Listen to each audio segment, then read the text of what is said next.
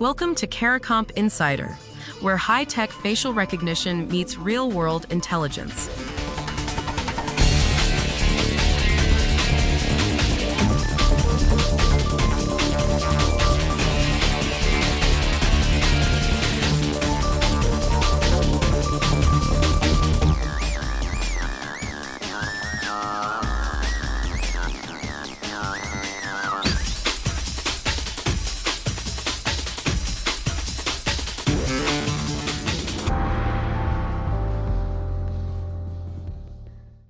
A student at the University of Waterloo walked up to a vending machine to buy a snack. The machine threw an error code on its screen. And that error code revealed something nobody had told them. The machine had been scanning their face the whole time. If your kid buys lunch at school, this story is about you. Across the world, schools are rolling out vending machines that don't just take your money.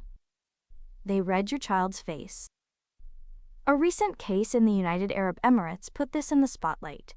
Snack machines in schools using facial recognition to track who's buying what. The pitch sounds helpful. Promote healthier snacking. Keep food available around the clock. But every time that machine looks at a child, it's collecting biometric data, a digital map of their face. So the question that runs through this whole story is simple. Who owns that data, and where does it go? Let's start with the machine itself. These aren't just snack dispensers.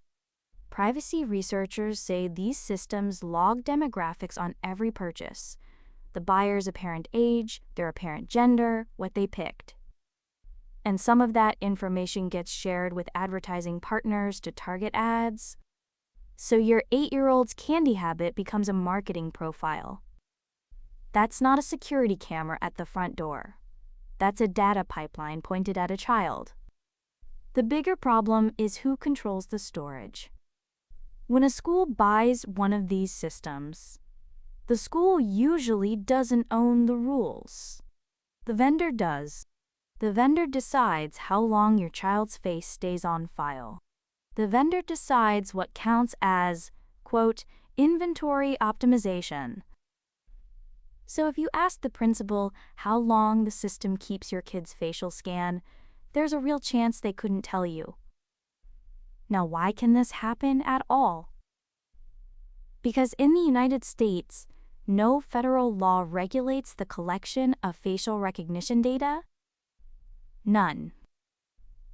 Policy researchers count just 2 states and around 19 cities that have banned government use of this technology.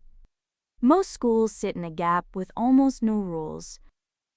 And schools are motivated buyers, worried about safety after school shootings, looking for a tech fix. A vending machine is a softer way in than a surveillance camera, but it carries the exact same risk, the same stored faces, the same loose retention. Europe is moving the other direction. The European Union's AI Act became law on August 1, 2024, and it fully kicks in by August of 2026. It bans the kind of indiscriminate face scraping used to build big recognition databases. For courts and compliance teams, that's a global ratchet. Vendors selling to international schools will have to raise their standards everywhere. For the rest of us, it means the protections your child gets might depend entirely on which country their school's vendor also sells to. And here's the part that should stick with you. Those Waterloo students? The machines got pulled, not because a regulator stepped in, but because students saw an error code and started asking questions. The real issue here isn't whether the technology works. It does. The question is whether a school has any right to collect biometric data from a child for the sake of convenience. That's not a tech problem, it's a governance problem, and good intentions don't answer it. So here's the whole thing in plain terms. Some schools are installing vending machines that scan your child's face and log what they buy.